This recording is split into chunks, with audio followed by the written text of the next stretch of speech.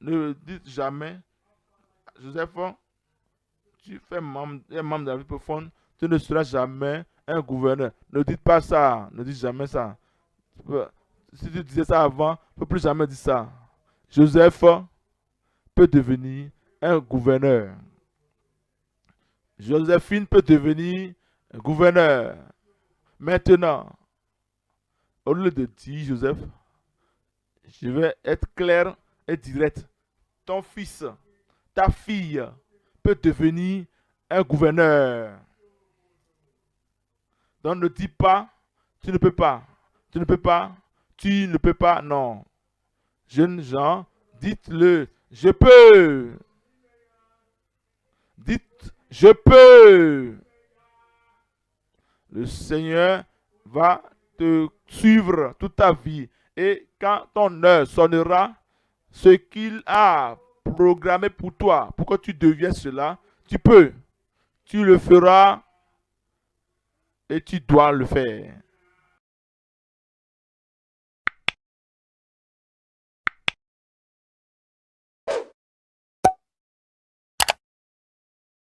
C'est le développement personnel des vertus pour l'objectif, pour le but.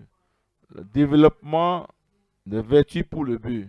Maintenant, lorsque nous étions jeunes, nous ne comprenons pas les raisons pour lesquelles on apprenait l'anglais ou le français. Les raisons pour lesquelles nous apprenons les livres de littérature. Pourquoi nous étions traînés à faire à apprendre des tables de multiplication. C'était dur. Les raisons pour lesquelles nous apprenons la mathématique, c'était vraiment difficile. Les raisons pour lesquelles nous faisions la chimie, la physique, la biologie. Mais je me dis, quelles étaient les raisons pour lesquelles on faisait cela?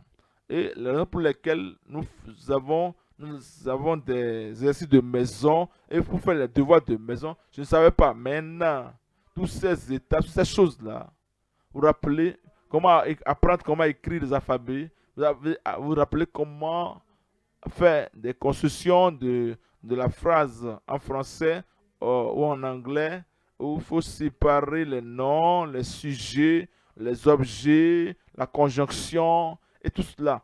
C'était tellement difficile, comme si on était en train de nous faire de nous harceler, de nous perturber. Mais tout cela avait un but. Toutes ces choses étaient pour ton développement. Travaux, des exercices de maison pour ton développement. Les devoirs pour ton développement. Les exercices, les exercices d'interrogation, les devoirs, tout ça c'était pour ton développement. À l'approche des examens, c'est pour ton développement. Toutes ces choses sont arrivées, c'est pour t'amener à à un niveau supérieur, au niveau prochain, au prochain niveau. Et quelque chose ce que tu fais aujourd'hui, et tu penses que ça, c'est précieux. Tu penses que ceci est quelque chose. Pourquoi est-ce que je traverse ceci? C'est pour ta formation, c'est pour tes instructions, c'est pour ton développement, afin que tu puisses développer les vertus pour le but. Tu dois développer ce qui est dans ton cœur. Tu dois développer l'amour dans ton cœur. C'est pourquoi tu travailles tout ça. Tu dois développer l'attitude. L'attitude d'un rêveur. L'attitude d'une personne réussie. L'attitude dans la vie. Si tu ne développes pas cela, comment est-ce que tu vas parvenir où tu vas? Et tu dois développer l'endurance, la stabilité. Tu dois t'accrocher à ça. Et continue à avancer. Tout ce qui t'arrive, c'est pour ton développement.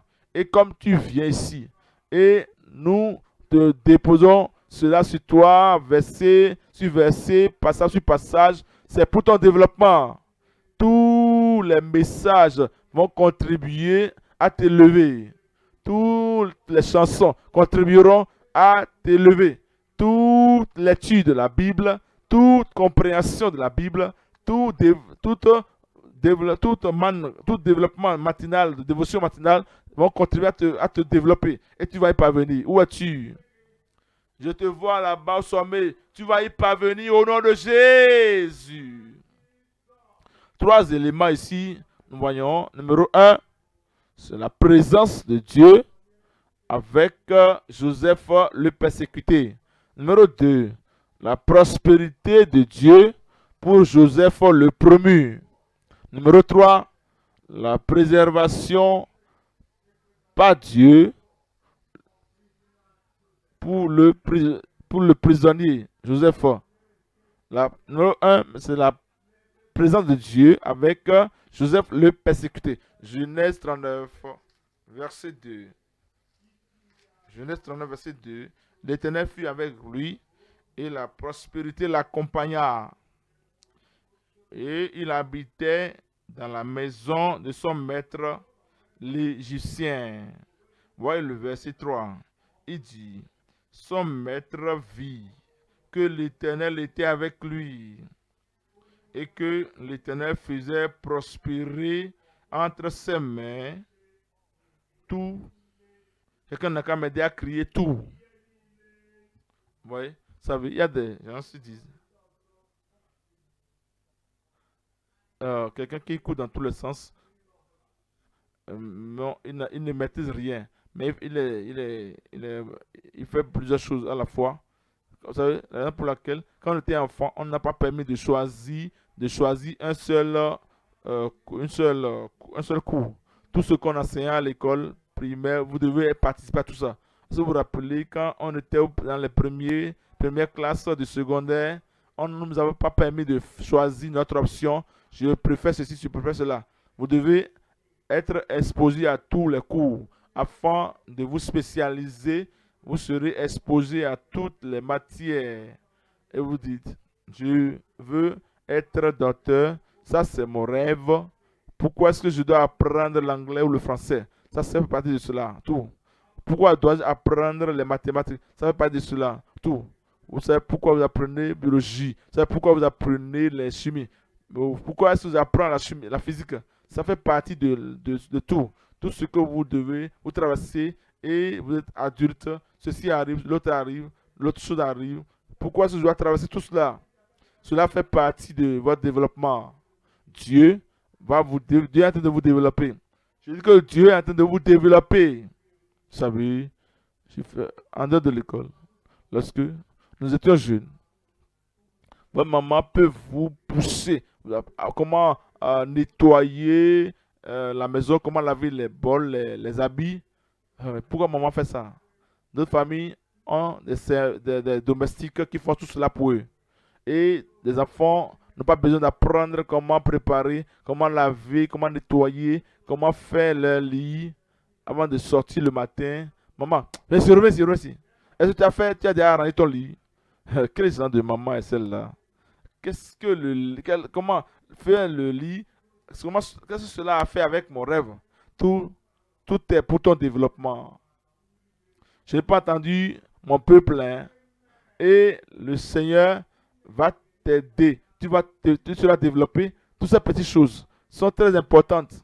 Et lorsque tu parviendras au sommet dans la vie, tu verras que toutes choses que tu faisais étaient pour ton développement et son maître vit que l'Éternel était avec lui et que l'Éternel faisait prospérer tout ce qui était dans ses mains. Je remercie Dieu. Je parle à des gens qui vont prospérer. Quel que soit le passé que tu as eu, quel que soit tout ce que ta main a fait, fais-le. Maintenant, toute ta force, tu vas prospérer au nom de Jésus.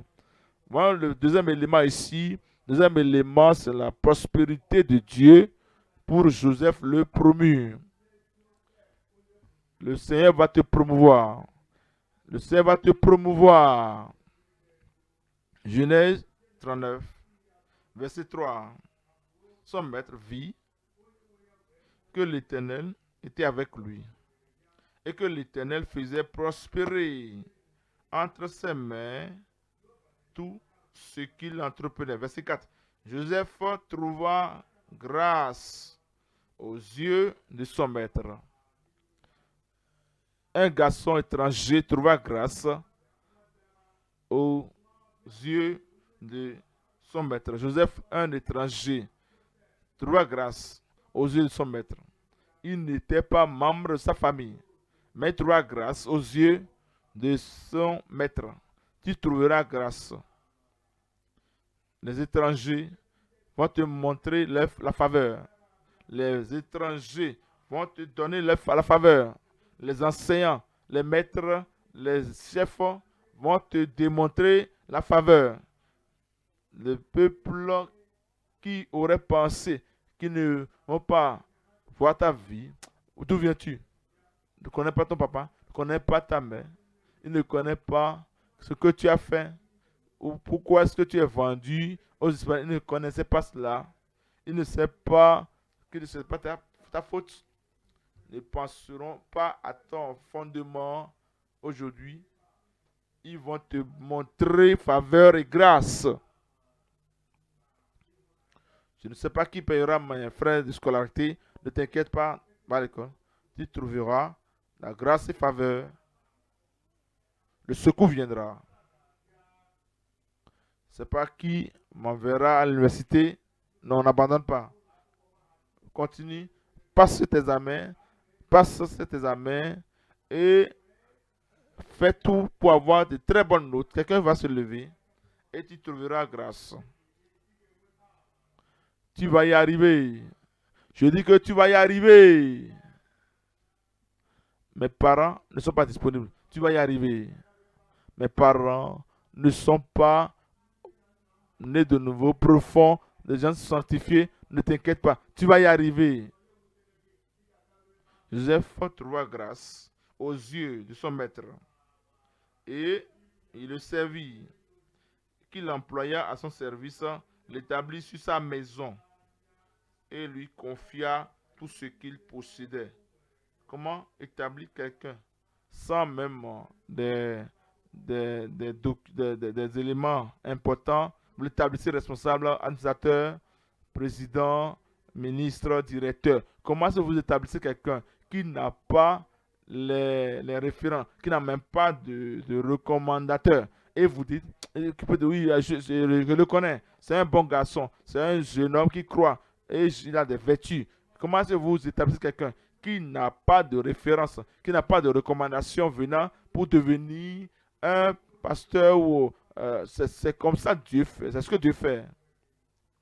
Regardez, il cherche quelqu'un pour signer mon document. Je cherche quelqu'un qui va me référer. Je cherche quelqu'un pour être mon directeur, pour me garantir, pour être mon garant. Je n'ai trouvé personne. Dieu est ton garant.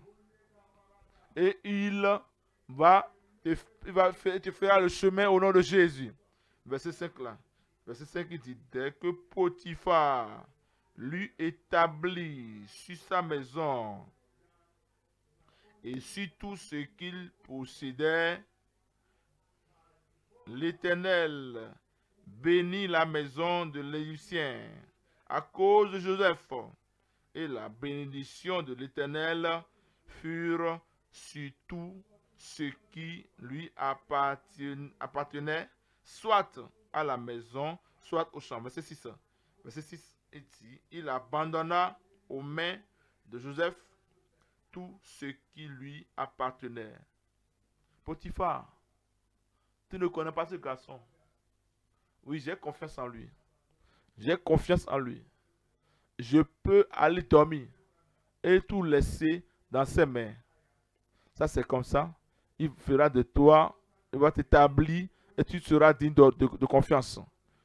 Il a eu confiance en Joseph. Joseph était un garçon digne de confiance. L'Éternel va te développer. Et verset 6, il abandonna aux mains de Joseph tout ce qui lui appartenait et il n'avait avec lui d'autre soin que celui de prendre sa nourriture. Or Joseph était beau de taille et beau de figure. Je te vois, je te cherche. Je cherche l'homme, je cherche la femme, je cherche le garçon là-bas, la fille là-bas. Une personne beau de figure. La dépravation a été ôtée. Les mauvaises pensées, mauvaises vies, mauvais plans sont ôtés. Mauvais caractères sont ôtés.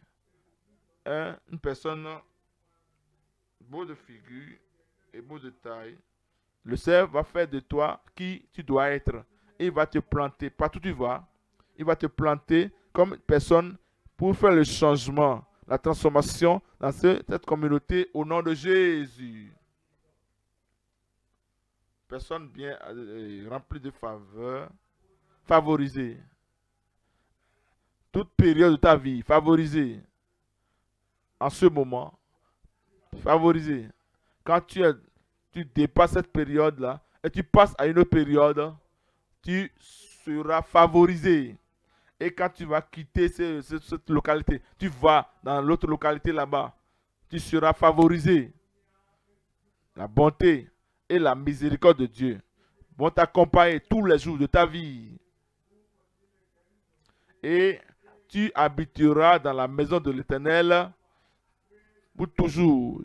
Au nom puissant de Jésus. Numéro 3 ici, numéro 3 ici. La préservation par le Dieu du prisonnier Joseph. La préservation. Dieu va te préserver. Il ne va pas te laisser jusqu'à ce qu'il ait accompli tout le rêve, tous les rêves qu'il t'a donnés au nom de Jésus. Genèse 39, verset 19.